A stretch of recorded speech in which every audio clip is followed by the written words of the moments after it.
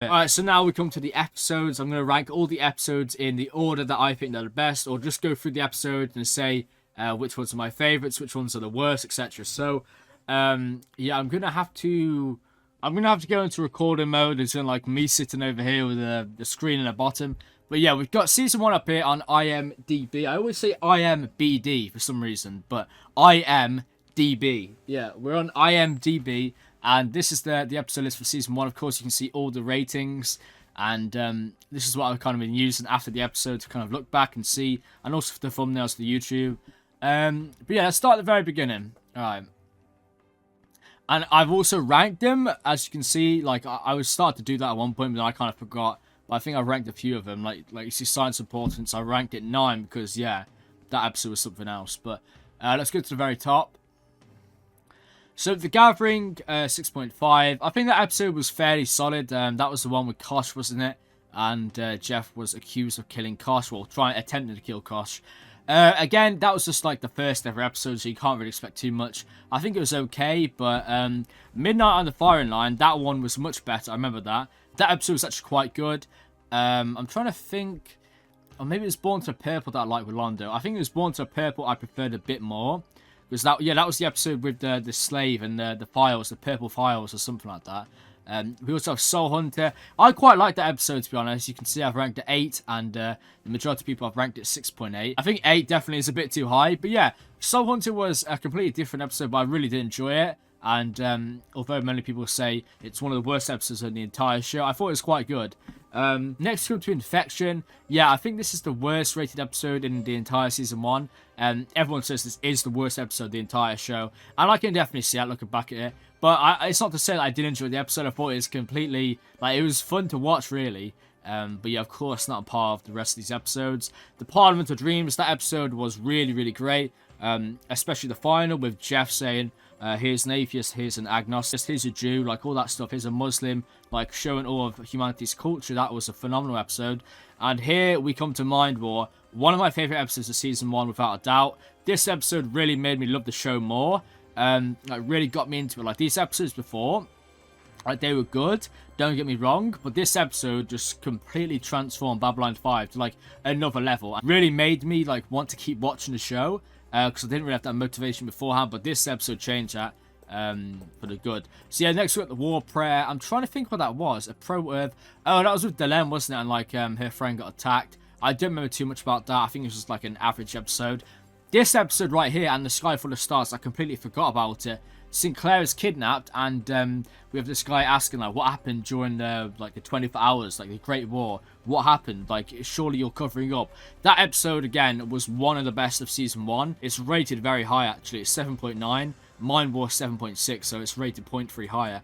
And yeah, that's fair. That is, because that episode was really great. Really introduced like the mystery of Babylon 5, like what happened, like the Minbaris, like what are they up to. That was a really great episode. Next we have Deathwalk. I'm surprised that's rated so high, if I'm being honest. Like I wouldn't have thought it was that high. Yeah, I mean it was a great episode, but I wouldn't have thought it's like on the same level as Mind War. But yeah, I mean it was a good episode. It explored very like interesting topics, so I guess that's why it's high ranked. And the whole like martyr, she has a secret to immortality, but at what cost? And Kosh actually destroyed her in the end. That was a great scene, and also the mystery about Kosh. So yeah, that was a great episode. Believers, that episode was so annoying. I mean, it was a great episode for Franklin, but obviously these two people, I'm not going to get into that because there's a lot of conflicting beliefs, but I still think no matter what your religion is and what your beliefs are, you are a body, like you are physical. If you get hurt, you get hurt. So of course surgery is needed to fix your body, and you can believe I think it's Jehovah's Witnesses that believe like they can't have blood transfusions or something, which means they will literally die. Of course, if your belief is that big that you literally well, you'd rather believe that and have that belief then be healed, then fine, I guess that's fine. The thing that really got me about this episode was the fact that it was on a child. Of course, that child is really young. He hasn't really made his mind up about the world. So to impose that beliefs of their parents on the child, that's what kind of pissed me off with that episode. And yeah, I think a few people in the comments didn't really get that. I don't know, but obviously if it was like that guy there or the mother saying, I don't want treatment, like they're in that position where they've learned enough about the world to make their own choice about it. But of course that child is literally wanted to survive. So Yeah, them parents, complete muppets, man. And of course, they sacrificed their own child in the end, so that was a ridiculous episode. Really great episode, and probably one of the episodes that's explored the most important topics. Really enjoyed that. Because, yeah, if you think about it, it's pissed me off. So, yeah, it's a great episode. Next, we got Survivors. I'm surprised this episode's rated so low. I thought it was quite a fun episode, but I guess it's not, like, that amazing. But, of course, Garibaldi on the run. I just thought that was fun, really. By any means necessary. Oh, that's a strike episode. Yeah, that's fairly rated, definitely. That was a really great episode for Jeff as well. And the whole... It felt realistic, didn't it, really? Like, having, like, strikes on Babylon 5. It felt very, well, actually, Earth-like. But, yeah, so that was a great episode. Next, we have... I don't know if I'd say it's the second best or the third best episode of season 1, but yeah, Science Importance. This is where the show really transcended for me. What an incredible episode. Out of nowhere as well. It just, like, it's amazing. Like, that episode was so damn good. Yeah, I don't even need to say anything about it. All the mysteries, the shadows, they introduced the shadows, they introduced so many different things. Brilliant episode. Next we have TKO. Oh my god, I think this is the lowest rated episode actually, which is so funny because I thought this episode was so good. Like, I loved how light-hearted it was. I love how funny it was with Garibaldi and this boxer guy. And yeah, I just loved Ivanovo as well, that episode. But clearly... the rest of the fan base do not agree with my sentiment on that. But I thought that was a great episode, although, of course, it has nothing to do with the main plot. But still, it's a fun episode. See, I honestly think this episode, Grail, is worse than TKO. So yeah, I think Grail was okay. I like that guy there. I like Thomas. I like the whole plot. The whole thing with Kosh, I thought it was Kosh the entire time because I'm a dumbass, basically. But yeah, it was an alright episode. This episode, Eyes, is one of my favourites of season 1 as well. Really, really good episode. Really enjoyed that. The whole military guy, that guy basically taking out his anger on Jeff. That was a really, really good episode. And like the threat of being overtaken as the leader of Babylon 5 for Jeff. Thought that was brilliant. I really thought that would have been high rated, maybe like 7.4, 7.5. Next we have Legacies. Yeah, that episode is fairly rated. It was good, but it wasn't too good. So yeah, I think that's fair. A Voice in the Wilderness Part 1 and Part 2. Yeah, brilliant 2-part thing. Loved it absolutely. Both them characters there are, well, not the top guy, but that military guy was, I hated him. Or he's really, I didn't hate him, but he's really annoying. But towards the end, I started to really like him. I actually think Part 1 is actually a bit better than Part 2. So I'd maybe put 8.1 and then 7.9. I wouldn't put Part 2 higher. But of course, it was a great 2-part thing. And yeah, Babylon Squared, 8.5 out of 10. It has to be said. I think that's the best episode of season 1. Chrysalis was good the way it ended, and it opened up like the avenue of possibilities, the mysteries. Like, we've seen Mr. Morden and this alien species. Like, what's going on? We've got so much different stuff happening. Like Delenn, obviously Cocoon, like she's literally going into a chrysalis. And yeah, like the possibilities are endless with the final episode. But overall, Babylon Squared was such a great episode. I think it's my favourite because we got timing for. We got Jeff Sinclair from the future. We got that guy there. Like, there's so much to it. Babylon 4 reappearing. I predicted that in like the 3rd episode, so I'm really happy about that. But yeah, that was by far my favourite episode. I think it's probably Babylon Squared, Chrysalis, and then what was it? The one where Jeff's kidnapped, and then probably Mind War or something along those lines. I mean, we can actually check. I'd say none of these are my favourite. Mind War I really do like. And the Sky Full of Stars, yeah. So, and the Sky Full of Stars, I'd say that's one of my favourite. Obviously, Science Importance, and A Voice in the Wilderness Part 1, and Babylon Squared and Chrysalis. They're my favourite episodes of Season 1, and Babylon Squared is by far my favourite, and then it's shortly Chrysalis, and then it's... and then it's Part 1 of The Voice in the Wilderness, and then it probably goes on to the one where Jeff's been interrogated, and then Mind War. I think that's a reasonable episode ranking for the show for the first season. So yeah, that's all of the episodes. I'm so looking forward to season 2. But yeah, I guess I'll just briefly discuss like where I think the show's gonna go, so I'll go sit back over here. So yeah, this is gonna be like a little brief thing. I'm not gonna drag this on for too long because this episode's been going on for so long, but overall, we got like the main theories. We got the Len, the Minbaris, like the Grey Counts. We got all that mystery, which I'm so interested to learn more about. We got the connection between Mr. Morden and Kosh. Like, what's that all about? And obviously, Kosh said like they're not for you.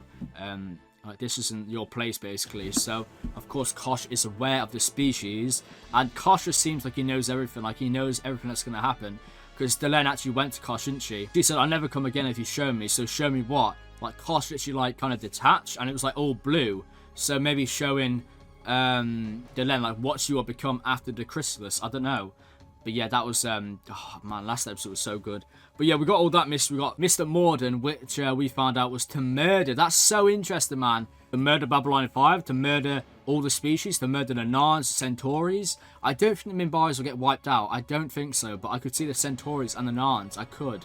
I mean, you never know. The species that we're currently seeing could be the Vorlons. Like, who knows? Like this place is not for you. Like, you're not, they are not for you. It could mean Kosh is talking to his pals, the Vorlons. You never know, because we don't know about the Vorlons, do we? Like, it could be the Vorlons in disguise. We don't know what's under the mask. Like, the things we saw, speaking to Mr. Morden, it could be the Vorlons. Who knows? Yeah, Garibaldi's been shot. I really hope Garibaldi survives, man. I swear to God, if he dies, I'm so angry. But yeah, I'm just really interested now to see more about Babylon 4. Like, that's the most interesting thing. Babylon Squared. Future Jeff Sinclair, like, what's going on there? The guy we saw, Zagreb, I think his name was. Like, we're getting time travel involved now. We're getting some freaky stuff going on now. So yeah, I'm really interested to see where that's going to go. I want to know why Jeff went back in time, how he went back in time, and why he has tried to change the past. Because the events that we saw play out on Babylon 4, that is going to lead to something really, really bad, because Jeff in the future has tried to go back to stop it. So, of course, maybe it's Babylon 5 that's destroyed, Garibaldi that's killed. Like, you never know, do you? So, it could be one of a million different things that have happened. I mean, I did a fairly long discussion at the end of last episode, so if you haven't watched all that, definitely go watch it. I'm just trying to think what else, man. There's so much. I mean, obviously, the Shadows, Centaurs, Londo, the Eye, like, yeah. Jakar's now going off the station. He's got suspicions.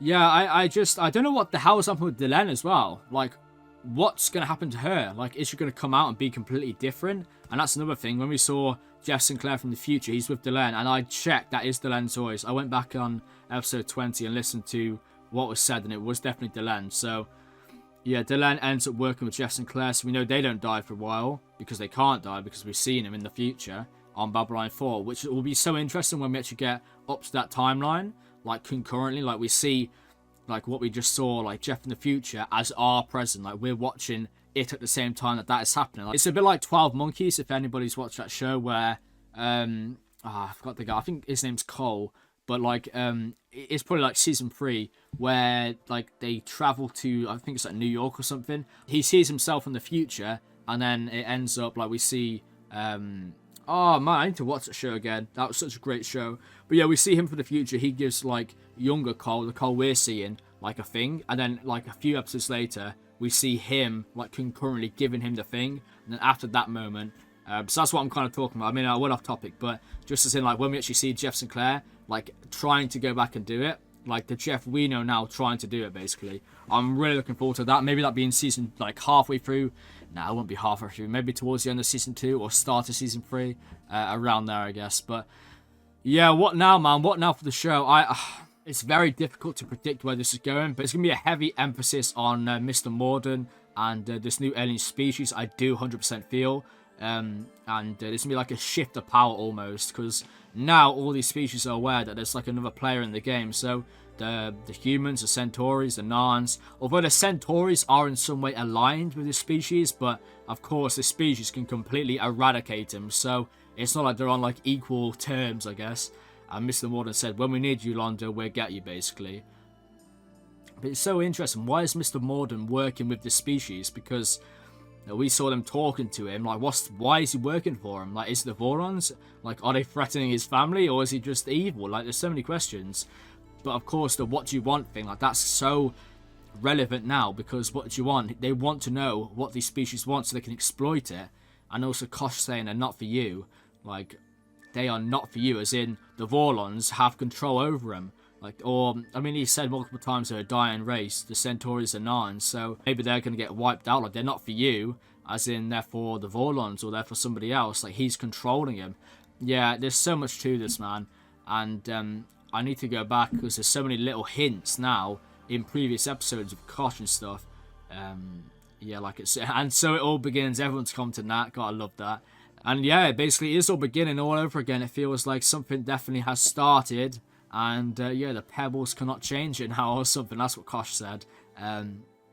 Yeah, I don't think I'm going to ramble on further. I think I got most of my stuff out last episode, like what I wanted to say.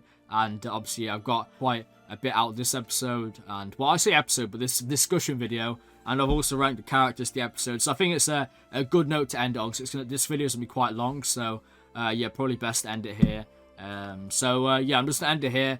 I might even watch next episode, well, Season 2, Episode 1 today. That could be good, so yeah, I might do that. But yeah, I really hope you enjoyed this discussion video. If you watched to the end, thank you so much. I really do appreciate the support. If you watch this on YouTube, thank you. If you watch this on Patreon, I thank you even more. But yeah, until the next one, goodbye.